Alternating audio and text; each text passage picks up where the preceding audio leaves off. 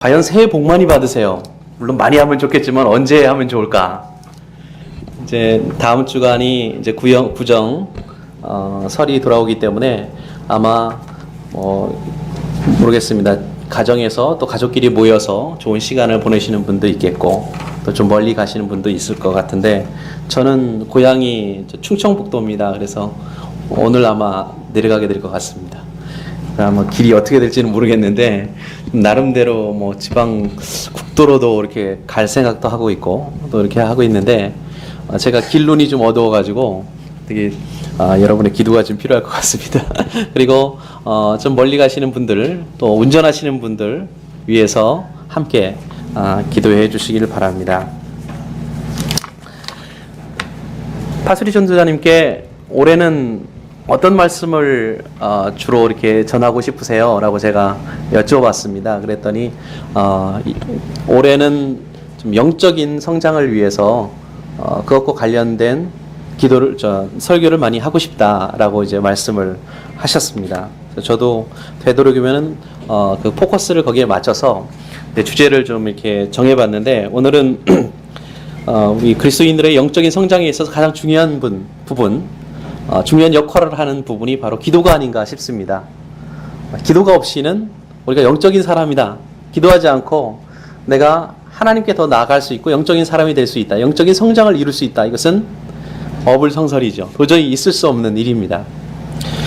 그렇기 때문에 특별히 오늘 한나의 기도를 통해서 어떻게 하면은 어떤 기도가 하나님께서 정말 좋아하시는 기도고 어떤 기도가 하나님의 응답을 받는 기도인가 라고 하는 것을 가지고 함께 말씀을 통해서 은혜를 나눌까 합니다. 기도를 여러 가지 표현할 수 있는 방법이 있겠지만 여러분도 기도에 대한 나름대로의 아마 정의가 있을 걸로 생각합니다. 기도는 무엇이다? 근데 저 같은 경우는 기도는 너무 어렵게 생각하기보다는 기도는 하나님과의 대화다. 요즘 신세대들은 하나님과의 채팅이다. 이렇게 생각하면은 쉬울 것 같습니다. 하나님과 이 커뮤니케이션, 대화, 나눔 이것이 바로 기도라고 생각을 하는데 우리나라처럼 기도가 많은 나라가 없습니다. 기도의 종류가 참 많은데 어떤 기도가 있을까? 감사기도 이런 건 당연한 거고, 중보기도, 간절히 구하는 그런 간구, 또 40일기도, 그리고 금식기도, 100일기도, 묵상기도, 이렇게 작정해서 드리는 작정기도, 통성기도, 합심기도, 이렇게 참 종류가 많습니다. 근데 보통 우리가 기도할 때, 기도는, 우리의 생각을, 나의 바람을 하나님 앞에 통보하는 것이다. 말씀드리는 것이다. 보통 이렇게 생각을 하거든요. 생각하는 경향이 있습니다. 그래서 하나님 좀 내 상황이 이러니까 내 상황을 좀 알아주세요. 내 기도를 들어주세요. 이것 좀 해주세요. 라고 기도하는 기도의 내용 중에 그런 내용이 참 많죠.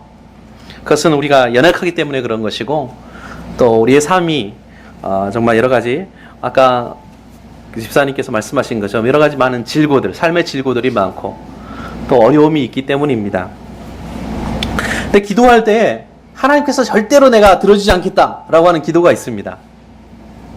잘 아셔야 될 것 같은데 어떤 기도일까요? 절대 내가 이런 기도는 들어주지 않겠다. 그것은 바로 자신의 정욕대로 자신의 욕심을 위해서 구하는 기도는 절대 들어주지 않는다라고 말씀을 하셨습니다. 1차 대전 때 독일과 이제 러시아가 전쟁을 했는데 두 나라 공이 기독교 국가입니다. 러시아는 정교회고 물론 독일은 개신교지만 다 하나님을 믿습니다. 근데 전쟁을 할 때 하나님께서 아마 각 나라에서 아마 이렇게 목회자들도 있고 또 이제 신자들도 많을 텐데 그 기도를 다 들으셨을 거예요. 각 나라 백성들이 어떻게 기도를 할까요? 하나님 앞에 우리나라가 이길 수 있도록 해주세요. 저 원수국인 러시아를 혹은 독일을 물리쳐서 완전히 사람들을 다 죽이고 우리가 승리할 수 있도록 해주세요. 이렇게 아마 기도를 했겠죠. 그러나 결국 그 기도 내용 속에는 나는 살고 우리는 살아야 되지만, 우리는 이겨야 되지만 다른 나라는 사람들은 죽어도 된다라는 그런 내용을 아마 담고 있는 것 같습니다. 어쩌면은 내 욕심대로 구하는 기도죠. 나의 입장에서만 생각하고 나만을 생각하고 이기적인 그런 기도를 드리는 것이 바로 그런 기도라고 생각하는데, 그럼 과연 우리는 어떻게 우리의 기도가 궁극적으로 하나님의 뜻과 나의 생각, 나의 욕심을 채우는 기도가 아니고 하나님의 뜻을 이루는 그런 기도를 할 수 있을까? 한번 내가 드리는 기도, 평소에 내가 하는 기도를 점검해 볼 필요가 있는 것 같습니다. 그렇기 때문에 하나님의 뜻과 말씀 속에서 내가 정말 기도하고 있는가라는 것을 한번 생각해 볼 필요가 있다는 거죠. 근데 참 어려운 것은 내가 드리는 기도가 과연 내 욕심으로부터 나온 기도인지 아닌지 그걸 구분하는 게 참 어렵다는 겁니다. 내 기도가 과연 하나님의 뜻에 합당한 기도인가 아닌가, 그것을 구별하는 게 참 어렵다는 거예요. 때로는 내 욕심이 아주 교묘하게 하나님의 뜻과 섞일 때도 있습니다. 그리고 우리가 연약한 우리 육신이 연약하고 또 우리 자체가 연약하기 때문에 때로는 우리가 편하고 모든 일이 잘 되면 기도하지 않다가 조금 상황이 안 좋고 어려워지고 그럴 때만 하나님을 찾는 경우가 참 많아요. 그럼 좀 갈급해지고 그러죠. 목마른 사람이 우물 판다는 얘기도 있는데 아쉽지 않으면 기도를 안 하는 경향이 있습니다. 근데 사실 어떤 욕심을 갖는다는 것, 어떤 것에 대한 의지를 갖는다는 것, 그 자체가 나쁜 것은 아닙니다. 욕심 자체가 나쁜 건 아니에요. 사람은 어떤 욕심이 없으면은 어떤 새로운 것을 계획하지도 않죠. 사실 어떤 것을 창조한다고 했을 때 그 창조력도 그 사람 안에 있는 어떤 욕심으로부터 나오는 겁니다. 자연스러운 거죠. 때로는 절망적인 상황 속에서 하나님께 매달리고 싶은 그런 상황도 있기 마련입니다. 다만 문제는 다른 사람을 질시하고 파괴시키는 그런 욕심을 가져서는 안 된다는 거죠. 그것이 아니라 좋은 욕심, 거룩한 욕심, 하나님의 뜻을 내가 이루고자 하는 그런 욕심을 가져야 된다. 그것이 바로 오늘 제가 말씀드리고 싶은 생산적인 기도의 좋은 기초가 될 수 있다라고 하는 것입니다. 오늘 함께 읽은 성경 구절이 있는 사무엘상 1장 말씀은 이스라엘 역사에 있어서 굉장히 중요한 그런 순간입니다. 과도기죠. 특별히 이 사무엘이라고 하는 사람이 본래 누구였죠? 이스라엘이라고 하는 나라에 중요한 직책들이 쭉 있습니다만, 여호수아 하면은 지도자 보통 이렇게 부릅니다. 한마디로 말하면 오늘날의 수상이나 대통령 같은 그런 역할입니다. 그러나 그 이후에는 이런 뛰어난 인물들이 없었어요. 그러다 보니까 하나님께서 중간중간에 이스라엘 백성들이 하나님 앞에 어떤 구하고 필요로 할 때마다 사사라고 하는 특별한 지도자들을 이렇게 하나님께서 허락하셨습니다. 사무엘이 누군가 하니 바로 사사 중에 한 명입니다. 그것도 마지막 사사입니다. 근데 그 사사 시대가 끝나고 이스라엘 백성들이 우리도 옆에 있는 다른 나라들처럼 왕을 좀 주세요. 하나님께 기도를 합니다. 사무엘을 통해서 우리도 왕을 좀 보내달라고 하나님께 좀 구해달라고 그렇게 부탁을 합니다. 그리고 나서 첫 번째 왕이 세워지죠. 그 과도기에 서 있는 사람이 바로 사무엘이었습니다. 근데 사무엘은 모세 빼고 사실 이스라엘 백성들에 있어서 이스라엘 사람들, 유대인들이 가장 존경하는 그런 사람 중에 한 사람입니다. 그리고 그만큼 중요한 역할들을 했는데 또 신앙적으로 좋은 모범을 보였던 그런 사람이죠. 근데 오늘 사무엘상 1장 말씀이 바로 그 이스라엘 역사에서 가장 중요한 그 인물 사무엘에 대한 이야기를 다루고 있습니다. 그 사무엘이 탄생에 대한 일화죠. 이렇게 중요한 역할을 했던 사무엘이 사실 하마터면은 세상에 탄생할 수가 없는 그런 형편이었습니다. 세상에 태어날 수도 없었습니다. 왜냐하면은 사무엘의 어머니인 누구죠? 한나가 아기를 낳을 수 없는 여인이었기 때문입니다. 그래서 오랫동안 수년간 결혼을 했어요. 엘가나라고 하는 남자와 아주 좋은 남자입니다. 그 남자와 결혼을 해서 수년간 같이 살았는데 이 아이가 안 생기는 거예요. 그러다 보니까 이 당시만 해도 아내가 좀 하나만 있었던 게 아니고 한 여럿을 두고 살았던 것, 중동 지역이기 때문에 아내가 여럿 있었습니다. 문화적으로. 근데 분이다라고 하는 그 둘째 부인이 막 어떻게 보면은 하나님의 저주를 받은 여인이다 이런 식으로 시달림과 조롱을 받게 됐습니다. 근데 엘가나는 한나를 사랑했어요. 그러다 보니까 여러 가지 말로 위로도 하고 위안도 하고, 하지만 한나가 결국 참을 수 없었던 것은 자신이 아이가 없다라는 그 사실보다도 바로 하나님께서 나에게 저주를 주셨다라고 사람들이 말하는 것이 정말 자기는 가슴이 아픈 거예요. 이 한나라는 여인은 정말 하나님을 사랑하는 여인이었고 신앙이 좋은 여인이었습니다. 그렇기 때문에 하나님의 저주를 받고 산다. 한번 생각을 해보세요. 우리 삶을 살아가는 데 있어서 여러분, 일이 잘 안 풀릴 때가 있어요. 아이가 잘 안 생길 때도 있습니다. 그 사업이 잘 안 될 때도 있어요. 근데 그런 순간마다 우리가 하나님을 믿는 사람인데 주변에 있는 사람이 저 사람 하나님 믿는 사람이 저렇게 하나님 저주를 받아서 저렇게 안 되는 것은 분명 하나님께서 저주를 주신 거야 라고 말한다고 한다면 얼마나 우리 가슴이 아플까요? 한나가 아마 그런 마음을 가지고 있었을 것입니다. 한나는 슬픔이 가득 차서 여기 말씀해 보니까 음식조차도 먹을 수가 없었어요. 결국에 성전에 나가서 기도를 합니다. 그러면서 서원을 합니다. 서원은 하나님께 약속을 하는 거예요. 나한테 아들을 주시면 하나님, 그 아들을 하나님 앞에 온전히 바치겠습니다. 그 머리에 삭도를 대지 않겠습니다. 이 말은 머리를 깎지 않고 계속 기르겠다라는 말은 하나님의 사람으로 키우겠다는 겁니다. 삼손도 역시 그런 사람이었죠. 한나가 얼마나 열심히 기도를 했는지 기도하는 그 모습을 보고 있던 엘리 제사장이 저 여자가 왜 성전에 와가지고 술 먹고 술을 취해가지고 이렇게 하고 있나 하면서 성전 밖으로 쫓아내려고까지 했습니다. 그때 한나가 사정 이야기를 합니다. 그 얘기를 듣고 엘리가 그 여인을 위로합니다. 하나님께서 반드시 당신의 기도를 들어주실 것입니다 라고 격려하면서 열심히 하나님 앞에 구하십시오.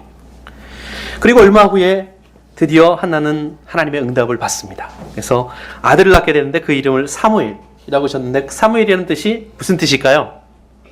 아시는 분 있으세요? 사무엘. 하나님께서 어떻게 하셨어요? 들으셨다. 내 기도를 들으셨다는 뜻입니다. 그리고 서원대로 사무엘을 성전에서 지내게 합니다. 이제 하나님 앞에 바쳤기 때문에 성전에서 제사장에게 맡깁니다. 그리고 교육과 훈련을 엘리에게 완전히 맡기죠.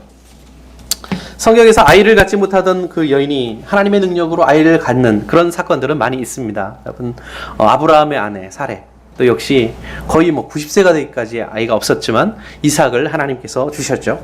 그리고 신약 성경에서도 엘리에셀이라고 하는 그런 엘리사벳이죠. 엘리사벳이 역시 나이가 들어서 세례 요한을 낳게 됩니다. 한나와 다른 점이 있습니다. 그것은 무엇입니까? 바로 하나님께서 예언하셨고 성취하신 그 사건에 있어서는 거의 유사하지만 이 한나는 적극적으로, 정말 다른 이들은 적극적이라기보다는 하나님께서 그냥 주신 거죠. 그러나 한나 같은 경우는 정말 자기의 필요와 고통을 하나님 앞에 간절하게 기도한 결과로 하나님께서 주셨다라고 하는 그것이 이제 다르다는 겁니다.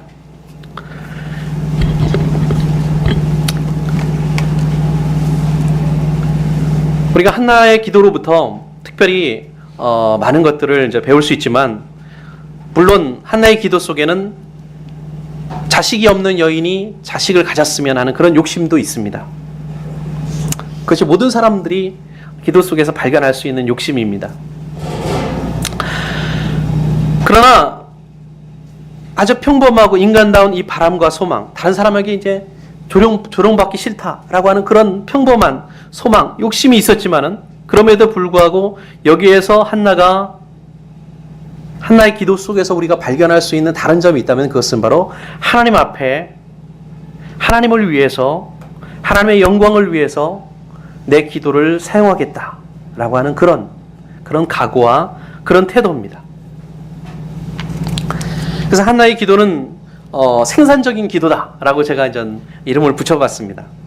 그 속에서 우리가 발견할 수 있는 세 가지 원칙이 있습니다. 하나는 바로 헌신입니다. 데디케이션. 이것이 바로 어떻게 보면 하나님의 백성들의 기도 가운데 가장 필요한 그런 요소가 아닌가 생각합니다. 기본적인 기도의 자세죠. 헌신하는 것입니다. 우리가 기도의 응답을 통해서 하나님 앞에 영광을 돌리고 또 하나님께 그것을 하나님을 위해서 내가 사용하겠다라고 하는 그런 헌신된 마음. 여러분이 가지고 있는 기도 제목은 어떤 것들이 있습니까? 이제 새해가 됐고요.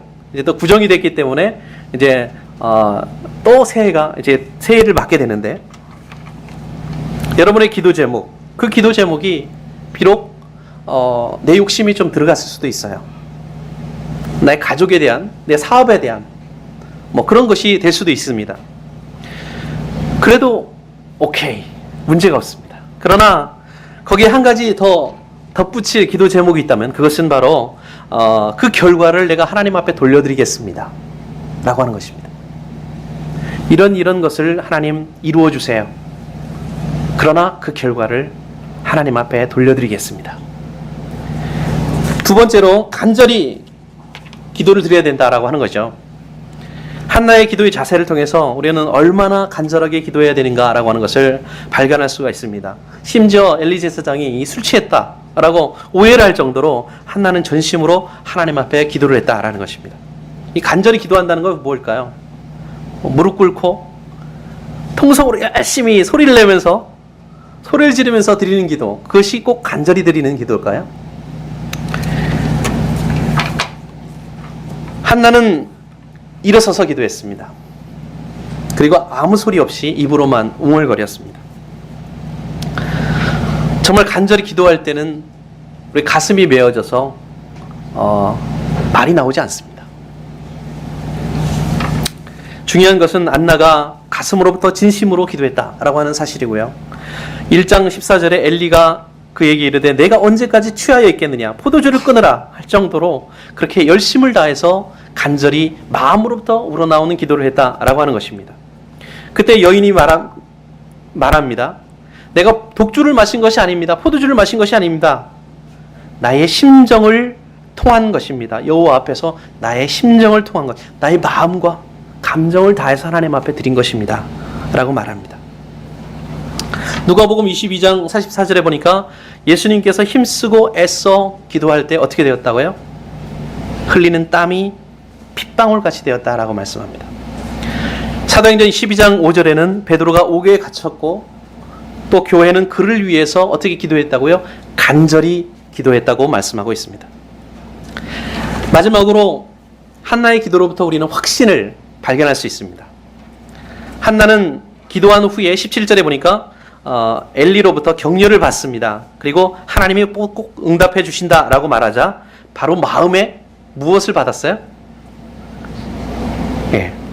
평안을 얻었다고 되어 있습니다. 평화를 얻었다. 평강과 확신을 얻었다라고 하는 것을 우리가 발견할 수 있습니다. 우리는 종종 하나님께서 내 기도를 들어주실 줄 믿습니다. 이렇게 해주실 것을 믿습니다. 제 기대에 채워주실 것을 믿습니다. 라고 말로는 말합니다. 그러나 마음속 깊은 곳에서는 종종 상황이 안 되면 안 해주셔도 되고요. 이렇게 해주십시오. 그런데 여의치 않으면 안 해주셔도 됩니다. 때로는 우리 머리가 너무 계산적일 때가 있습니다. 이건 이렇고 저건 저런 상황이니까 결국에 이건 아마 이 기도를 하면은 몇 퍼센트 정도는 이제 하나님께서 들으실 그런 가능성이 있고 몇 퍼센트는 들으시지 않을 것이다. 실패할 가능성이 있을 것이다. 라고 생각합니다. 그러나 사실 그런 거라면 우리가 기도할 필요도 없겠죠. 기도의 반대말은 무엇입니까? 안기도? 기도의 반대말은 저는 계산이라고 생각합니다. 계산하는 것. 우리가 기도한다고 하는 것은 맡긴다는 거거든요. 내가 어떻게 할까 뭐 이렇게 계산하고 이렇게 하는 것이 아니고 의뢰하고 의탁한다는 것입니다. 그냥 어린아이처럼 믿고 기다리고 그럴 때에 진정으로 마음속에 평화를 누리는 그런 단순함, 그것도 하나님께서 우리에게 주시는 큰 복입니다. 흔히 기도의 응답의 확신을 대한 그런 확신을 이야기할 때 이런 예화를 많이 이야기하는데, 어떤 동네에서 가뭄 때문에 기도를 이제 교회에 모여서 기도를 했습니다. 열심히 기도를 했어요. 와, 이때쯤 되면은 정말 하나님께서 이때까지 비를 안 주시면 우리 동네 사람들이 다 죽습니다. 우리 곡식들이 다 말라 죽습니다. 라고 이제 간절히 기도를 했습니다. 막상 그 날이 돼서 교회에 이제 마지막으로 모이는 날에 우산을 쓰고 온 사람은 오직 어린아이 한 명, 어떤 여자애 한 명만 우산을 가지고 왔습니다. 다른 사람들은 기도는 했지만 하나님께서 설마 비를 내려주시랴라고 생각했던 거죠. 그러나 이 여자아이는 우리가 기도를 했기 때문에 반드시 하나님께서 오늘 비를 내려주시고 돌아갈 때는 내가 우산을 쓰고 가야 되겠다 라고 해서 우산을 가지고 온 겁니다. 올해에는, 오늘부터는 한번 이런 아이 같은 그런 믿음으로, 순수하고 겸손한 마음으로 한번 기도해 보시기를 바랍니다. 마음으로부터, 가슴으로부터 진실한 그런 기도를 해보시기를 바랍니다. 지금까지 열심히 또 그렇게 기도하시겠지만 더 열심히요.